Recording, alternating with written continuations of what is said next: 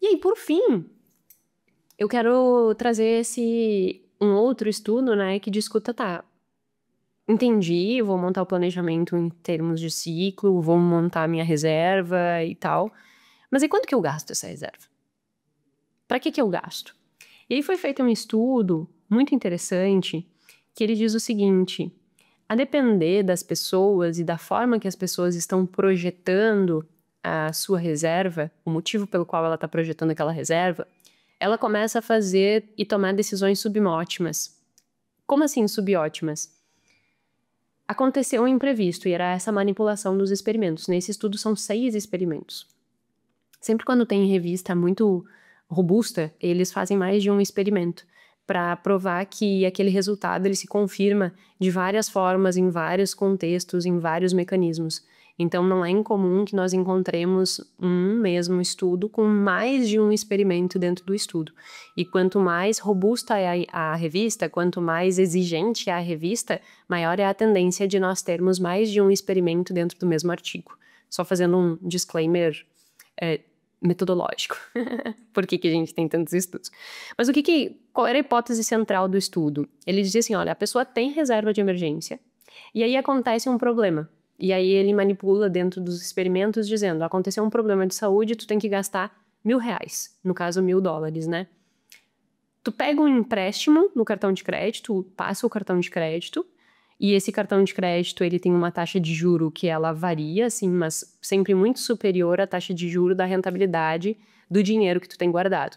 E aí ele faz uma manipulação de que a pessoa tinha, por exemplo, $2.000 guardado. Então o problema é de 1.000, o que eu tenho disponível é 2, então eu teria dinheiro disponível para que eu conseguisse atender aquela demanda, né? Atender aquele problema.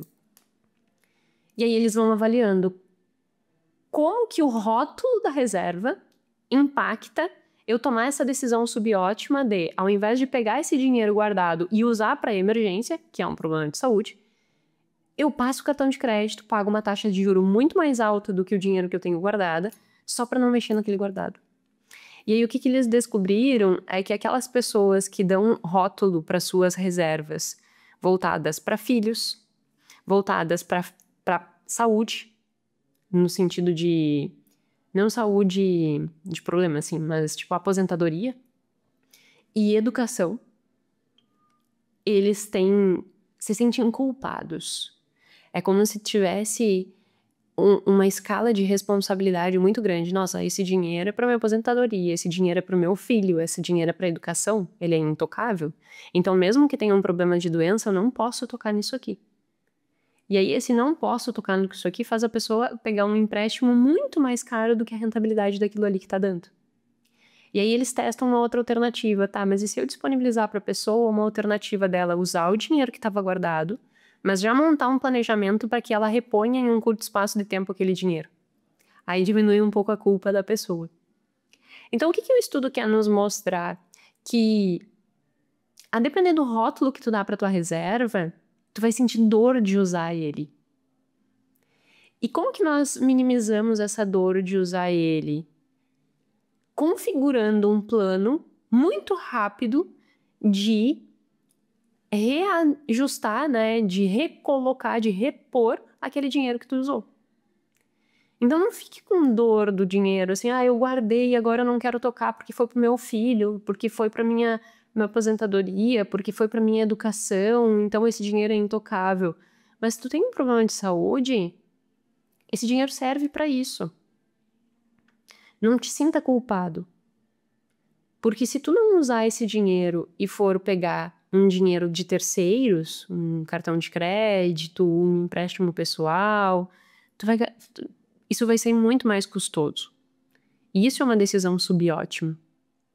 Então, para ver que às vezes o senso de responsabilidade ele é tão grande que ele também faz com que tu tome decisões subótimas. Portanto, nós temos que sempre estar atentos a esse tipo de circunstância, porque pode ser que você olhe para uma decisão dessas e realmente se sinta impelido a pegar o crédito ao invés de usar. E esse não é o caminho mais correto. Então, no momento que você tiver que usar, já faça um programa cíclico né? Não, dentro desse ciclo eu vou repor para resolver esse problema. E aí tu usar com menos peso. E aí, quando usar, no final das contas, né? Eu sempre julgo assim, ó, que a reserva de emergência, ela não é só para emergência, ela também compra liberdade.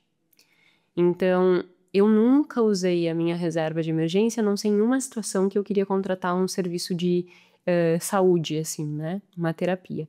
Então, foi a única vez que eu usei a minha reserva, mas eu usei no mês seguinte eu repus. Caso nas outras fases eu nunca tinha encostado na reserva, então foi, entre aspas, de saúde, né? Não era uma emergência, mas era uma coisa que eu julgava importante naquele momento. Saúde mental, às vezes a gente olha para ela e julga que não é emergência, quando na verdade, a depender da circunstância que tu tá, se isso se prolongar, se torna uma bola de neve. Então, é importante tu fazer a intervenção que seja necessária. Mas o que eu percebo e o que eu fiz na minha vida é que eu construí toda uma reserva, uma estrutura financeira para me comprar liberdade. Então, foi a partir dessa construção dessa reserva que, por exemplo, eu pedi demissão. Sem isso, eu não teria pedido demissão. Então, eu só pedi demissão porque eu tinha segurança que se nada desse certo do que nós faríamos, nós tínhamos ali 6, 7, 8 meses, e eu ainda hoje olho disso, ai, acho que é pouco, mas é o que deu naquela fase, né, lá em 2019, 2020, nós tínhamos 6 meses para que nós pudéssemos ter aquele dinheiro, e nessa fase nós nunca tocamos naquele dinheiro, mas ele comprou minha liberdade. Se eu precisasse ter tocado, seria numa fase que eu tocaria, sabe? Então, reserva de emergência, ela serve para te fazer transições. Eu julgo que ela compra essa liberdade. Então, não é só a segurança do urgente, mas é também tu olhar e dizer assim, nossa, eu tô tranquilo para fazer uma transição coerente. E isso eu acho interessante.